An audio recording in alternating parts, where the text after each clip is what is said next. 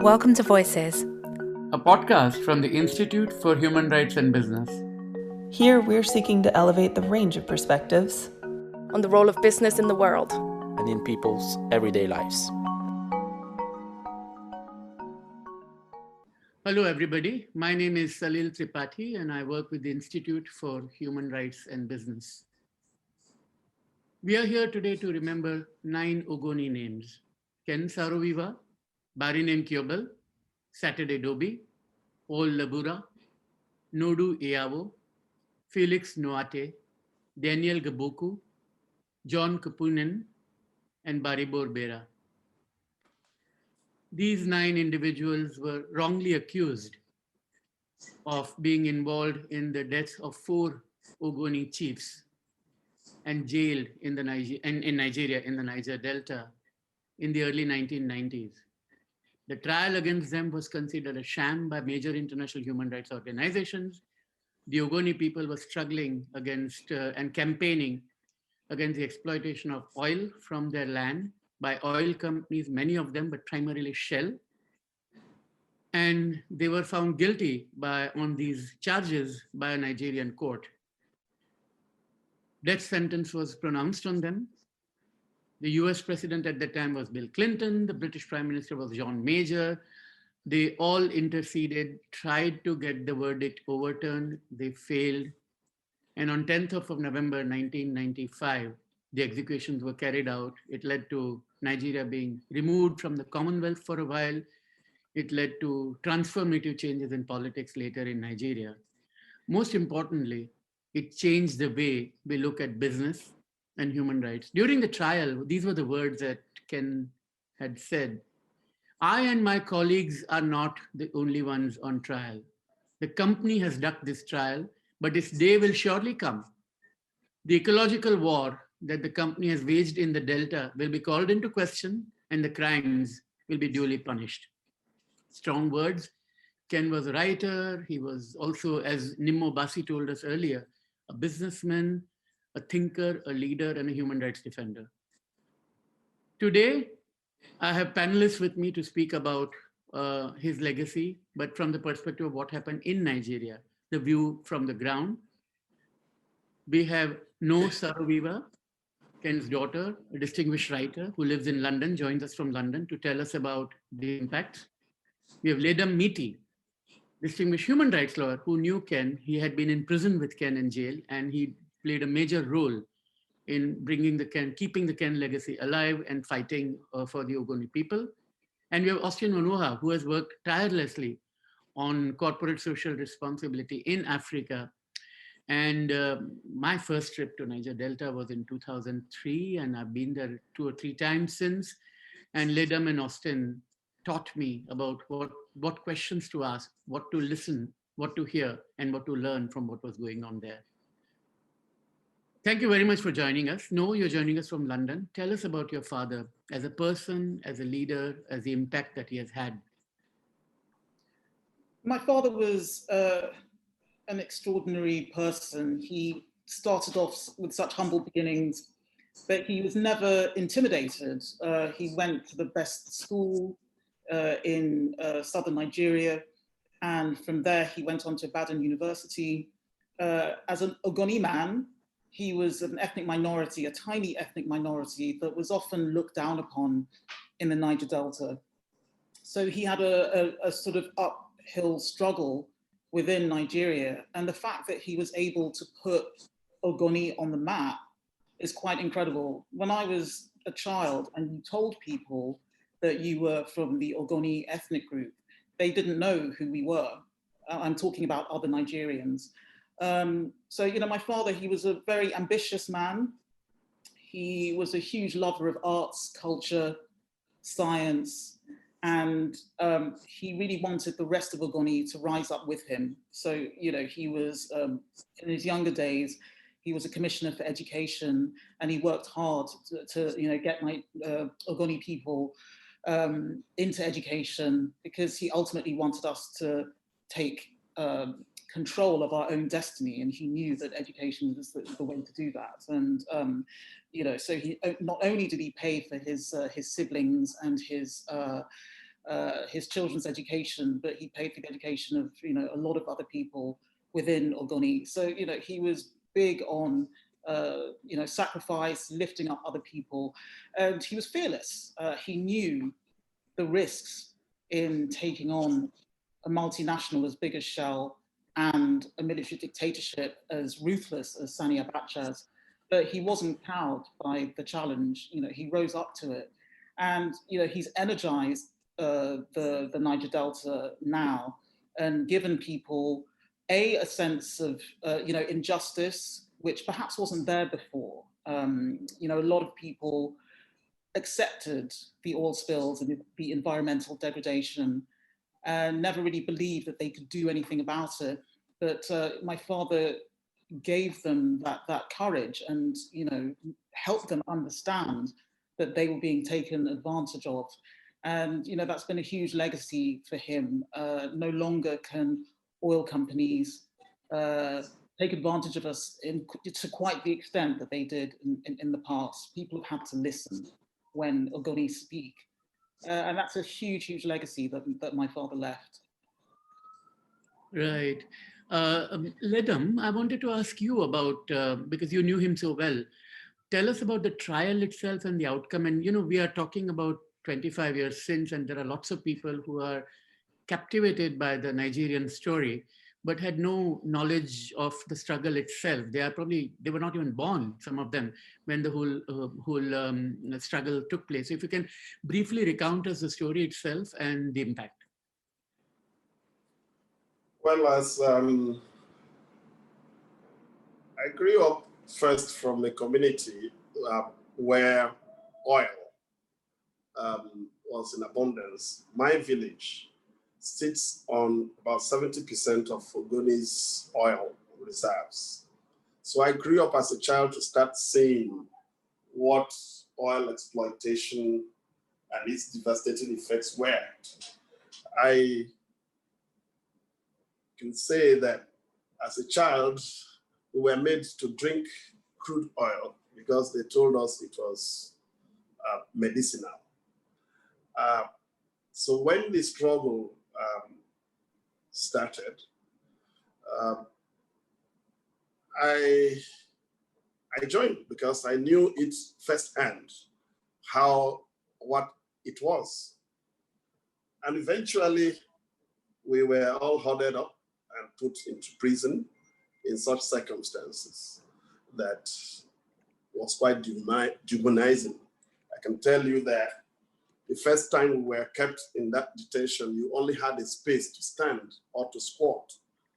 So if you want to sleep, someone had to put the legs astride and you had to lie in between them because Ogonis were being brought in their hordes.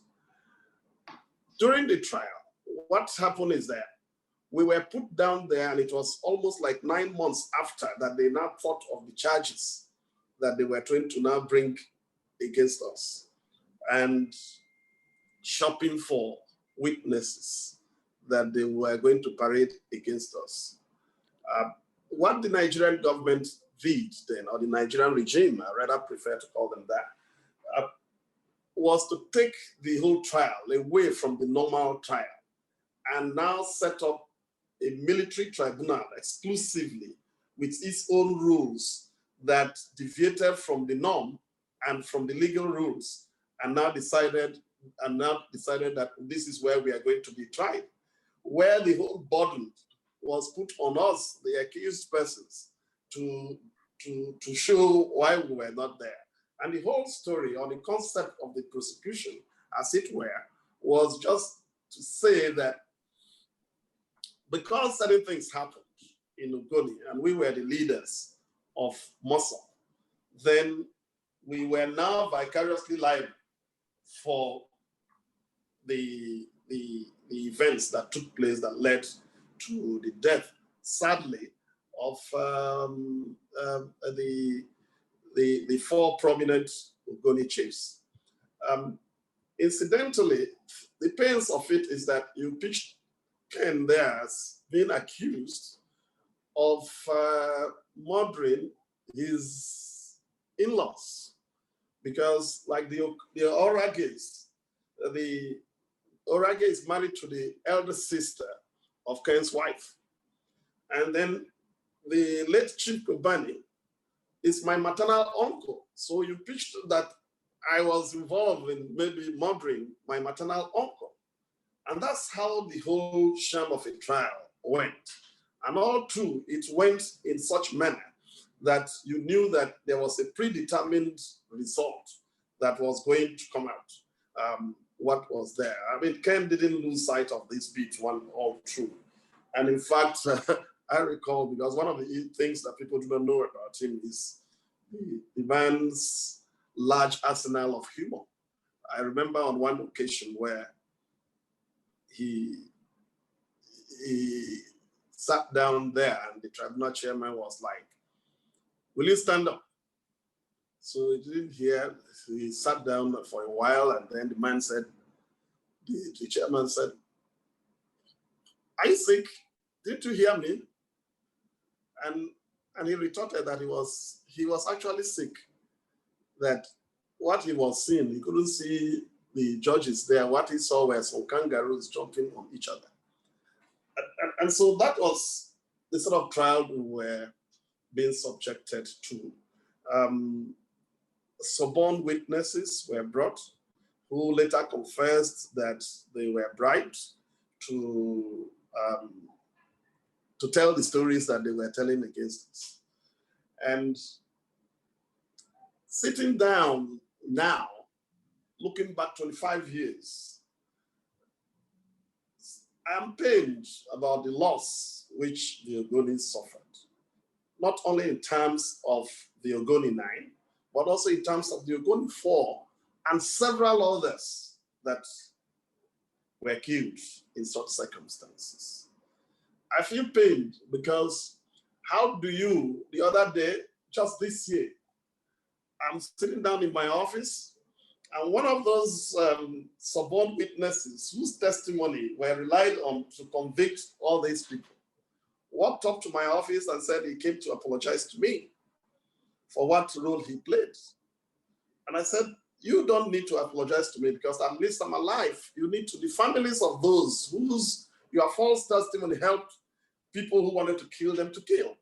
So that is the sort of trial we are talking about. And both under Nigerian law as a lawyer, because I defended myself during that trial, which was our own strategy of trying to, because at a stage, the mental torture involved in the fact that you were denied access to any reading material, even the Bible, were not allowed us. And Ken couldn't stay without at least reading something. So we said, okay, I will defend myself so that we can get some books into the cell. And two, there was limits to what you can brief, some other lawyer that we didn't have access to. But while I'm there, I had the knowledge, I could be able to, during cross-examination to, expose some of the lies that were there. That was a strategy that we adopted at that time. So it's something that you wouldn't want to wish that it will happen. And look back today, we pay to remember, that, as I said, there's no family in Ogoni that cannot show you the scar of this trouble.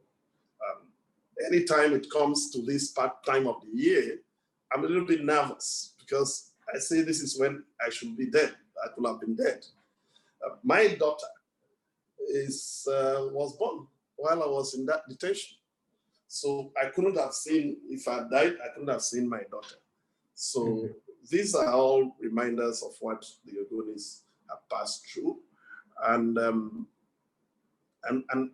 all the thing that carries some of us continuously in this is that you want that to do the bit you can, that these lives were not lost in vain. And if you ask me, that has been the motivation of why some of us were hanging on. Yeah, no, absolutely. It should never be in vain. Yeah. Austin, you have worked in the Niger Delta to reclaim some of the dignity and respect for the communities, and you've taken me to some pretty inaccessible places in Niger Delta. I remember our travels together in the creeks and so on. Tell us about your work and tell us about the legacy that you see in the Delta of the Ogoni struggle. Thank you, Salil. It's good to see you. It's also good to see Ledum again. We shared a taxi from Abuja Airport, I think 4 or 5 years ago when we couldn't fly.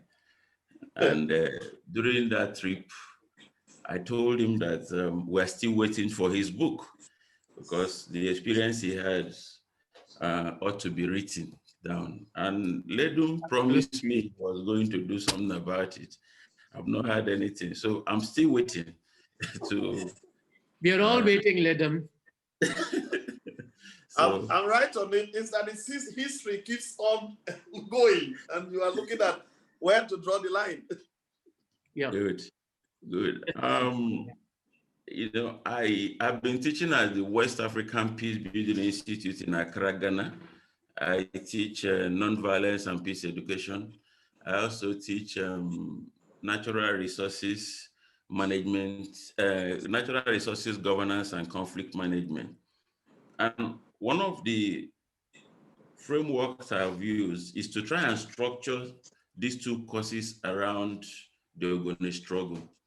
For instance, when I talk about nonviolence and peace education, I try to use Ken and his colleagues and Ledum and co, how they were nonviolent and the result. And on one occasion, a young man from the Niger Delta, precisely from River State, asked me a question. He said, Austin, you are telling us about nonviolence and peace education. Ken and co decided to be nonviolent. What was the result? I told him they died, or rather they were killed, or they were murdered, but that does not remove from the quality of the nonviolent struggle which they embarked on. Rather, it reinforces it, it strengthens it, because many people have walked through this earth, lived their life, made all the money and name, but they left unsung. But here we are. I think, I don't know whether Salil was there at the 10th anniversary. I was in Geneva, I spoke. This is the 25th. I've also been invited to talk, and every day of our lives we talk about Ken. But you see, my bachelor's is in history, and I reflect on these things. And one of the things that has struck me is under the military, and Ledum alluded to it a few seconds ago, they had, quote and unquote, the mind to stage a trial. But under a democracy, we don't even have the mind to stage a trial. We shot at our young people at the Lekki Toll Plaza. So when you put that within the context of Nigeria, you ask yourself, are we making progress or we are retrogressing in the way we value and treat our people? Today, I don't have all the evidence, but I think that the voluntary principles on security and human rights is not unconnected with the death of Ken and his colleagues. It must have been an impetus for it. So, and in many communities in Niger Delta that I've worked on, currently I'm the lead facilitator for the multi-stakeholder platform for the peaceful coexistence of Ishekiris and Ijos in Delta states. I'm also on the board of Partners for Peace. One of the things we have learned from, all this is that communities can ask the right questions. You can no longer wake up and say this community was violent, or they did A or they did B. The government, the companies are getting embarrassed with the kind of questions that communities are asking. Because communities are saying, fine, if you are exploring or exploiting oil in our place, what are the mechanisms you've put in place to ameliorate the consequences for us, for instance? If you spill oil in our place, how do you want to go about the cleanup? How do you want to ensure that we get jobs, because we can no longer have access to our farms and our rivers?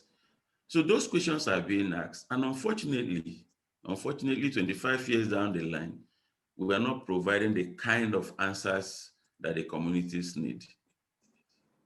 Yes, quite a number of initiatives have come on board. And I think we can, even the amnesty program, the technical committee, which Ledum headed, they are all connected to what happened to Ledum, Ken, and their colleagues.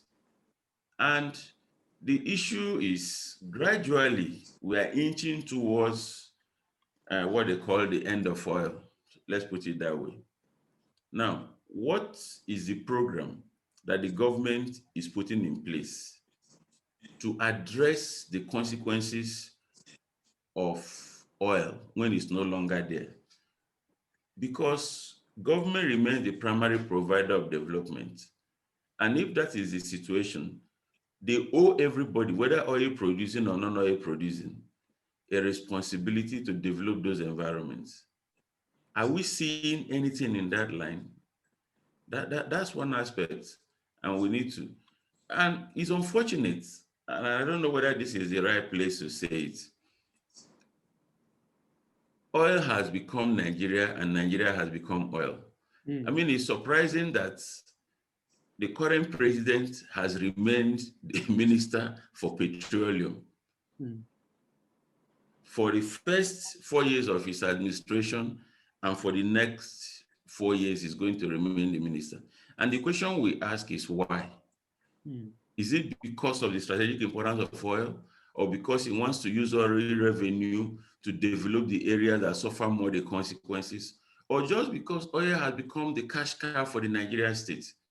Yeah. The importance that is attached to it, which, like Ken's daughter said earlier, was nurtured by his father's activism and the rest of them.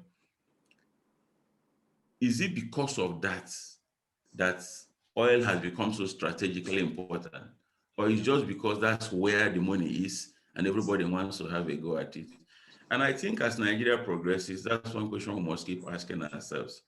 And I think that, you know, Ken Saro Wiwa and co. reinforce the whole values in and around nonviolence and peace education. Yeah. No, and that nexus between oil and conflict and politics is an old one. Of course, Karl Mayr wrote that book called This House Has Fallen. Michael Peel has also written a book on that. And we know from that, you know, it is a never-ending saga. And some of the initiatives that you touched upon, Austin, both the voluntary principles, and we had Bennett Freeman talking to us about it, how they came about, and EITI, with which you were involved, Ledum, they both show that these became necessary because of the situation we were in. No, I want to turn to you. You know, we've been talking about, Austin was urging Ledum to write his memoirs. You are a writer, and you know, you've written a travel book about Nigeria, of course, but you also want to write on the Delta. Can you tell us what that is about? And is it going to be about the struggle? Is it going to be about politics? Is it going to be about your own impressions? Yeah, my first book was about my travels around like the whole of Nigeria. And I went to the Niger Delta at the time, but not, you know, in an in-depth way. So I want this book to be about my travels around the Delta, and it's a look at, you know, my father's legacy and, you know, how it's changed, how the Delta has changed, whether it's changed for the better or for the worse. I've already done some of the travel, so you know, I visited Bodo, where you had that huge oil spill in 2008. And, you know, I found that the water was still dirty. It had been cleaned a little bit, but not fully. The mangroves were dead and still covered in oil. There were fallen trees. You know, so there were areas where, you know, I hadn't seen much progress. I also visited gas flares in the Delta State. And, you know, I photographed villagers who still dry their cassava next to these huge flames, and they're breathing in hydrocarbons every day, all day, every day. And it's, you know, women, it's children, as well as men. And, you know, I found that quite shocking that, you know, 25 years after my father's death, these practices are still going on and the government is doing nothing to alleviate that. But, you know, at the same time, I spoke to former illegal refiners who have now been encouraged to move away from that activity and to, you know, cultivate rice and cassava and things like that. So, you know, I just want to paint a portrait of the Niger Delta, the ways in which, you know, my father has changed things, and the ways in which things haven't changed. So, you know, it's been really interesting. It's what I've always wanted to do. You know, my first book was really sort of leading up to this one, and but I also want to portray, well, to show people the beauty of the Niger Delta, the potential beauty, you know, because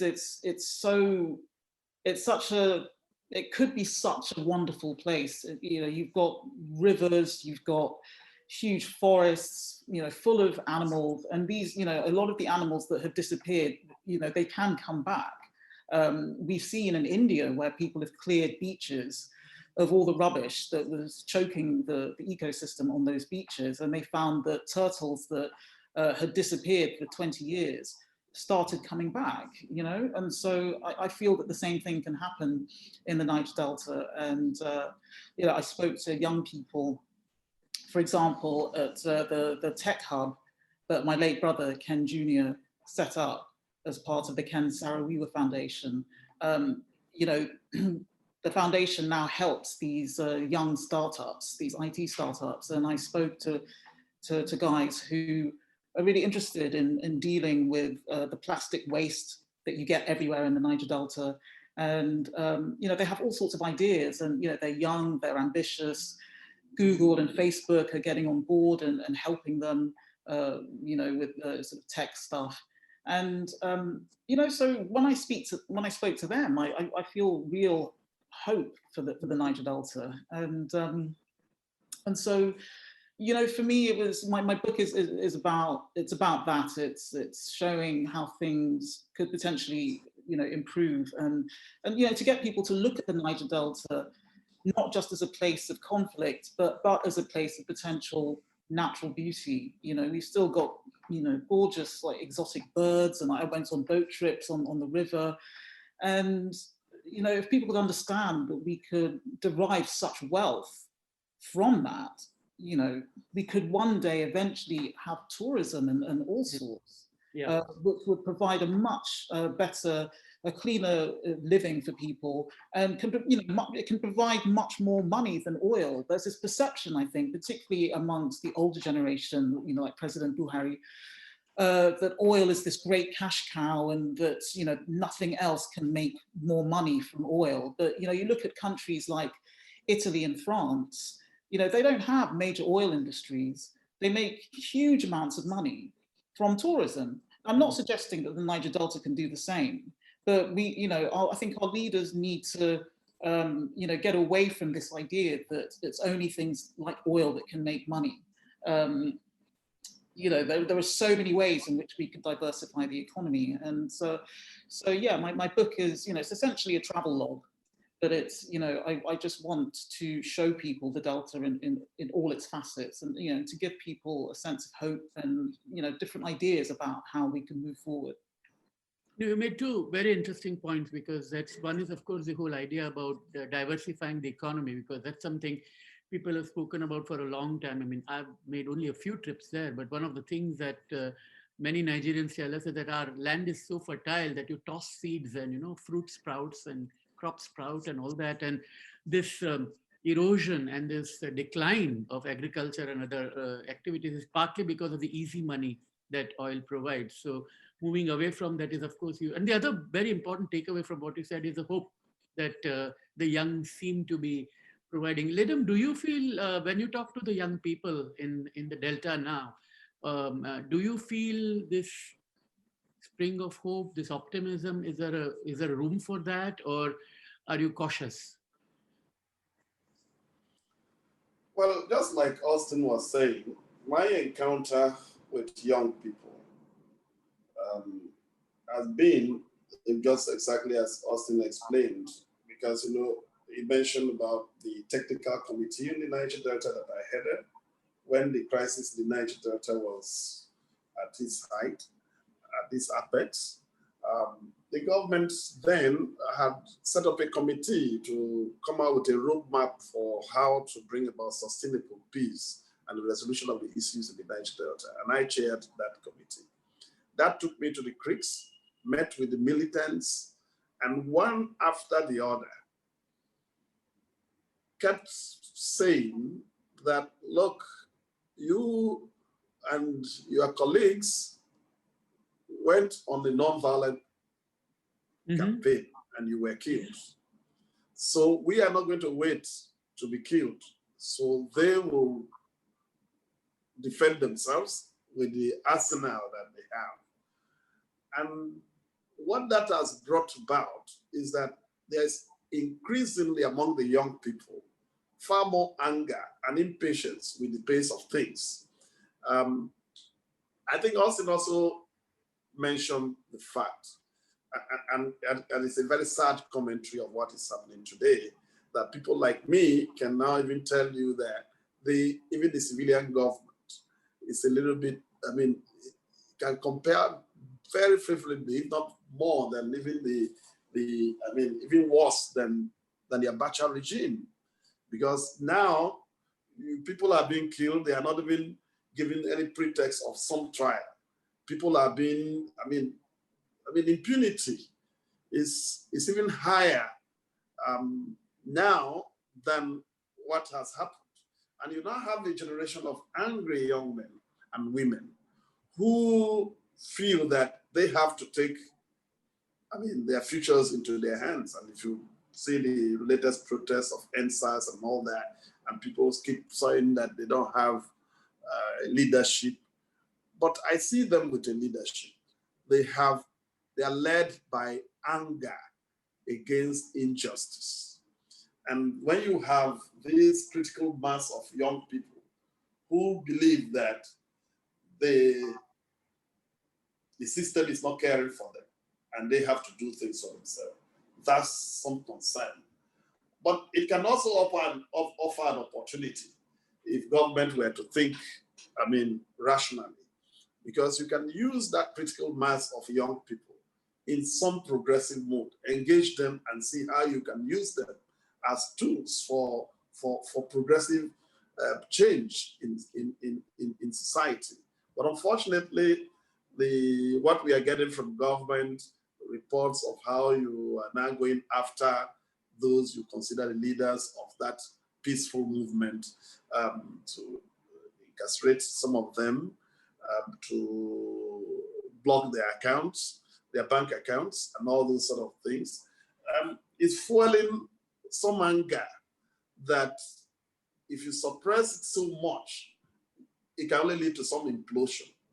And that is what appears to be the situation. I have always said that it is sad that the peaceful protest which we led is now being used as an excuse for even violence in some areas because of the government's response. And if you go through the last statement of Ken during that tribunal, he clearly said that he could see that what happens in this trial will send a message for future generations.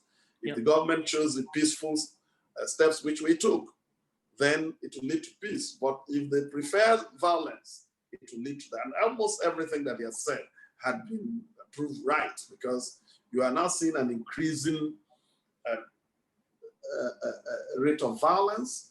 And in fact, I think the saturation of small arms and ammunition in this part of the world now is quite frightening. And you can therefore see that we are just sitting on the keg of gunpowder.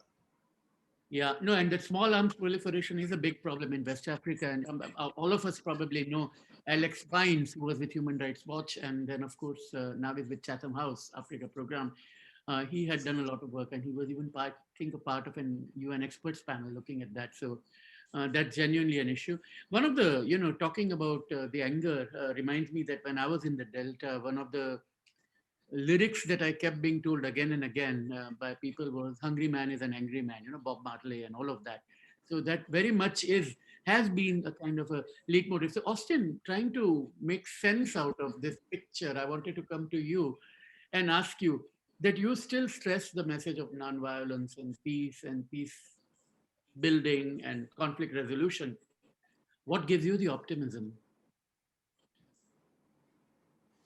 Well, one of the core attributes or one of the core variables in peace building is your ability to listen to the other person and talk to the other person. Now, today, our government and authorities and powers that be say they are looking for who to talk with. But when we reflect on the lives of Ken, he was all over the place. He was never hiding.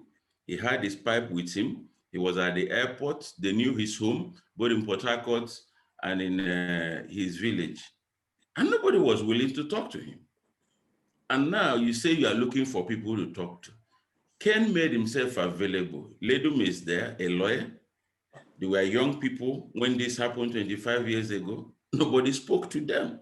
They were never hiding. They didn't carry arms. They didn't fight anybody. They didn't throw stones. 25 years down the line, we're looking for who to talk with. Now, the issue is peace is inevitable. If we have to make progress, if we have to develop Nigeria, we must have the mindset for peace. But that mindset must be a collective one. It must not be an isolated mindset where some people want peace, others don't want. Again, I feel sad at my age. The youths were on the road for 10 days. 10 days. Nobody spoke to them. Ken was on the road for more than 3, 4, 5, 6 years from the time he became very prominent in the Ogoni movement. Nobody also spoke with him. And then what was the result? Ken and Co were killed. The youths were shot at. What kind of nation are we building? Am I optimistic? Yes, because I don't have a choice. Mm-hmm.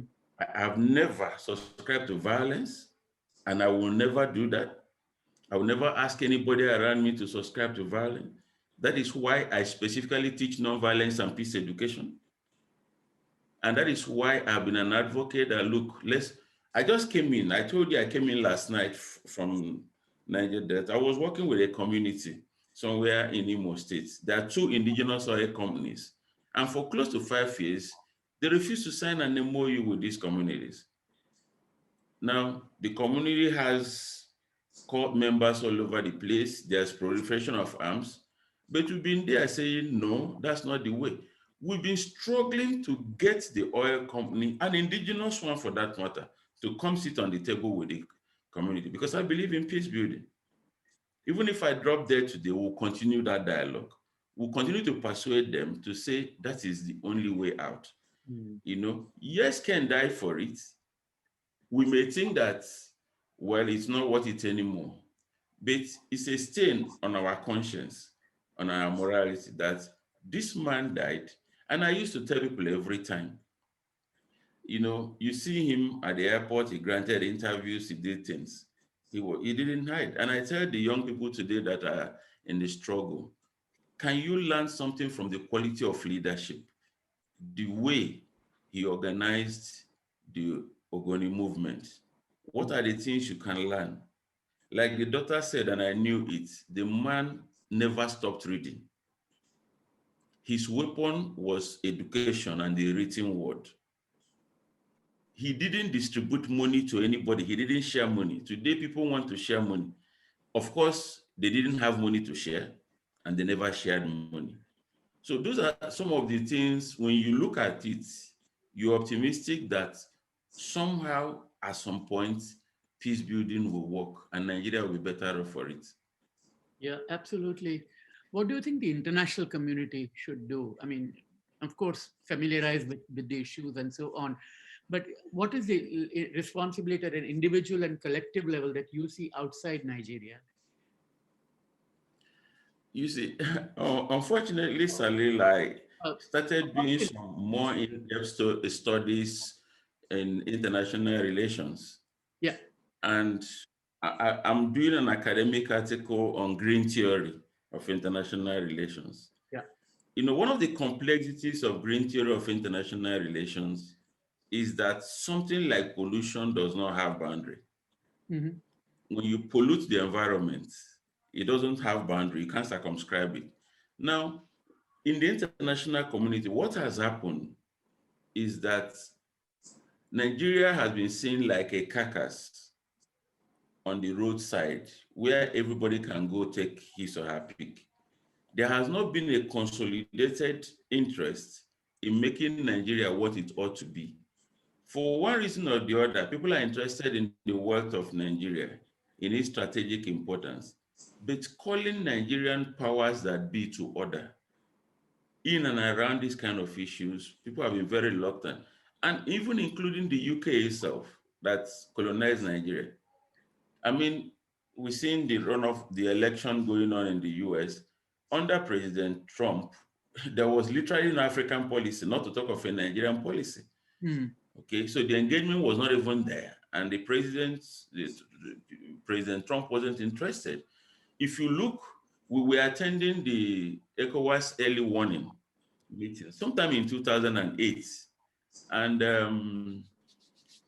the guy that runs social action in Port Harcourt there, you know, was talking about, you know, doing a field assessment to Nigeria, and you could see the faces of the ECOWAS members in the room. Nobody could look Nigeria in the face because ECOWAS Secretariat is Nigeria's building. You know, the staff quarters of ECOWAS staff in Abuja is owned by the Federal Capital Territory. So people in the international community, they have been very reluctant to look Nigerian leaders in the face and tell them you can do better than you are doing. No, and that's really unfortunate. Yeah, and no, turning to you, what do you think can be done from outside? I mean, well, for me, I feel that, you know, our leaders and the people who are responsible for all the corruption, they're too plugged in to the global economy. I think that's part of the problem. They can get their healthcare from abroad. They can park their money in foreign bank accounts. And property. They can buy property in Dubai and London, etc., etc. And I know that, you know, in London, they're trying to, you know, they created laws where they can question people who have, you know, this unexplained wealth. And, you know, they can prevent people to some extent from buying properties in England. But that's not really enough. I feel like you need to cut people off at source, you know. And I, you know, as Austin was saying, there is this reluctance, you know, for people to do that. But that's what needs to be done. You need to force these people to live with the mess that they create. You know, they shouldn't be allowed to travel abroad. They shouldn't be allowed to tap into the, you know, the global economic, the banking system. You know, we have to force them to you know, to confront the chaos and the poverty that they've caused. So, you know, for me, that would be the ideal. You know, it's about naming and shaming. I mean, I just can't think of any other way. But yeah, as Austin was saying, we present an opportunity for people, you know, whether it's strategic, you know, US military strategy and whatnot. And so there's always this willingness to appease our political class. But that really needs to stop, because ultimately, you know, Nigeria has such a huge population. And, you know, if you have this, you know, as Ledum was saying, a critical mass of disgruntled youth who don't have opportunities, then, you know, those problems get exported abroad. You know, you have a lot of Nigerians wanting to come to Europe, you know, who'd much rather stay in Nigeria, but they, you know, come over to Europe desperately in search of a better life, a more stable life. And I think, if Europe really wants to solve this problem, this huge sort of migration from the global south to the global north, then it's, ultimately in their best interest to, to control our leaders, and to deter them from, to make them understand that stealing from the country and then doing nothing to help the country will ultimately, hurt them, the leaders themselves. So, that's what I would like to see. How you get the international community to do that, I don't know. It's the $1 million question. Getting people to recognize the danger ahead and to not be short-sighted in their actions is, a perennial problem with the human race. So. Yeah. We have the technology to track who gets the money and what they do with it, et cetera, et cetera. So, just some naming and shaming would be, a start. Yeah. No, and it's something, and it has to be persisted with. I think that's the key point, because, one of the threshold moments for the international business and human rights community was indeed the Ogoni trial and the aftermath. And that led to more reporting and more naming and shaming. And because we are the Institute for Human Rights and Business, no, you have made the strong point about collective action internationally. And Austin, you talked about a need for companies to listen. Ledum, your final thoughts about what do you want companies to do? Well, I think maybe in answering the question, maybe I'll just give you a little anecdotal recollection. In 1993, during the World Conference on Human Rights, Ken was prevented from traveling, but I managed to slip through and I traveled to Vienna. And had the opportunity of attending a session addressed by Anita Roddick, then of the Body Shop. And she was speaking about the human rights as a business of business.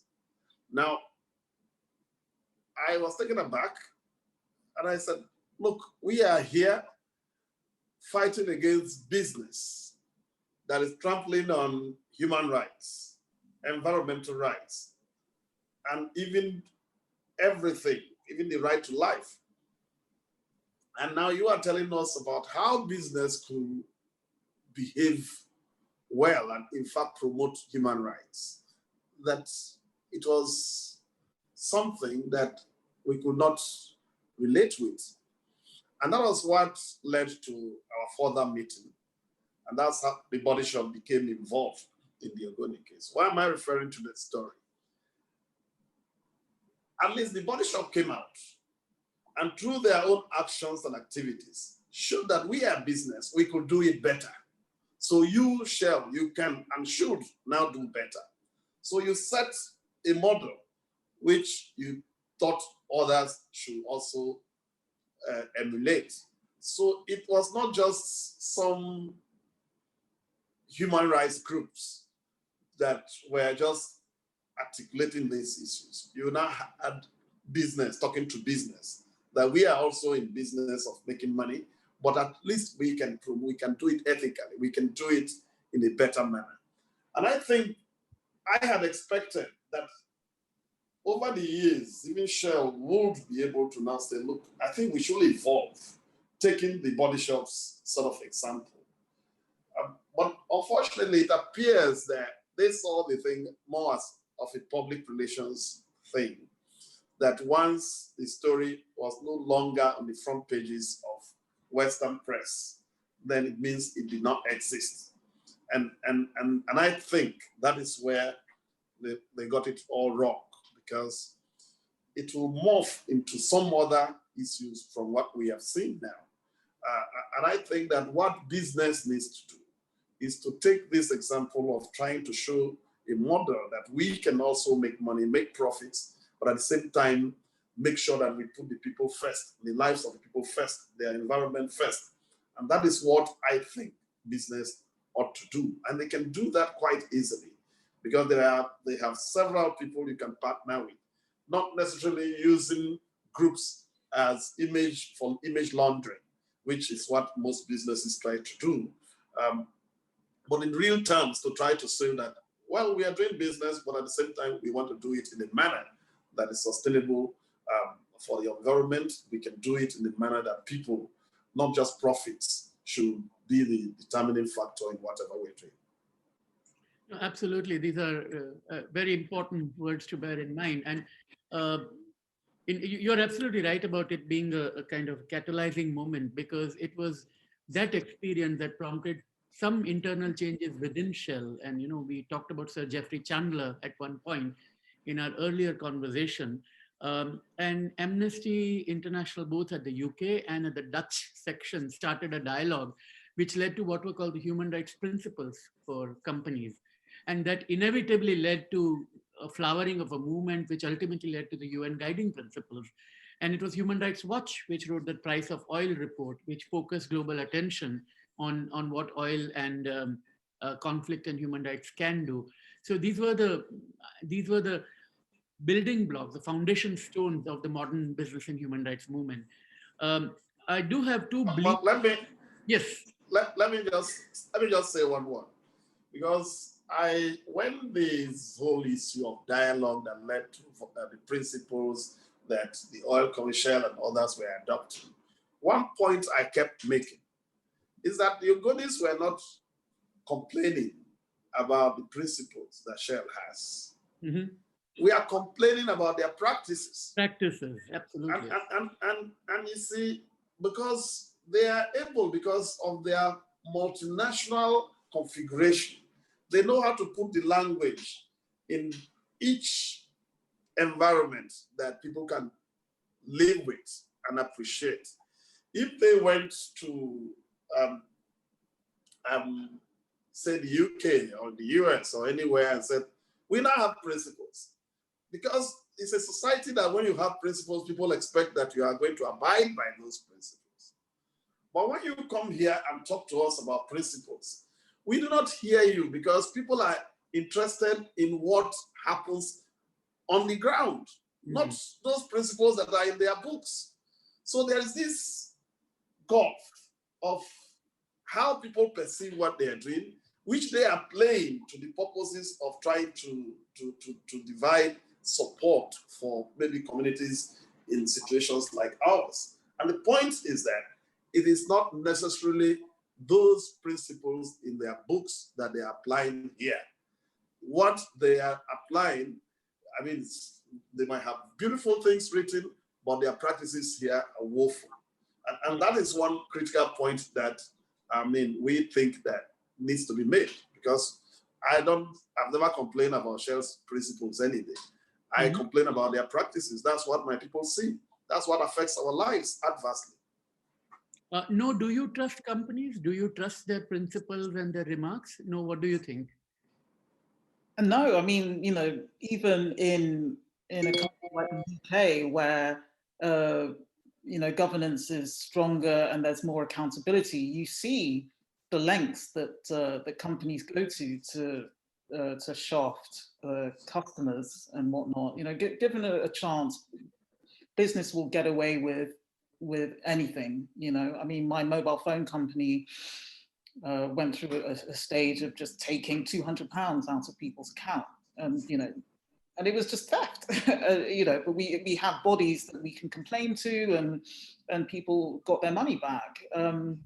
So yeah, you know, if businesses are slippery in places like the UK, where the rule of law is relatively strong, then you can be sure that they're not following through on a lot of those principles in the Niger Delta. And you know, traveling around, you could see that. You know, you could see that the commitment to change wasn't fully there. You know, you see it with your own eyes, but yeah, when you don't have as much, when the international press isn't following you, you don't have as much exposure as you had before, then there is this sense of impunity. You know, we live in a world where unless your country is being shown, or the issue is being shown on mainstream TV and in newspapers, it tends to be, ignored, or it just slips under the radar. So it's very, very difficult. You're constantly competing with big wars elsewhere, or elections in the US and things like that. And big business knows that, and our government knows that. That's not to say that the companies haven't done anything. They have been forced to engage in some sort of social responsibility, but it's not 100%. Yeah, it's never enough. You're absolutely right. Some years ago, when he gave the Reach lectures, Wole Soyinka had this to say about Ogoniland.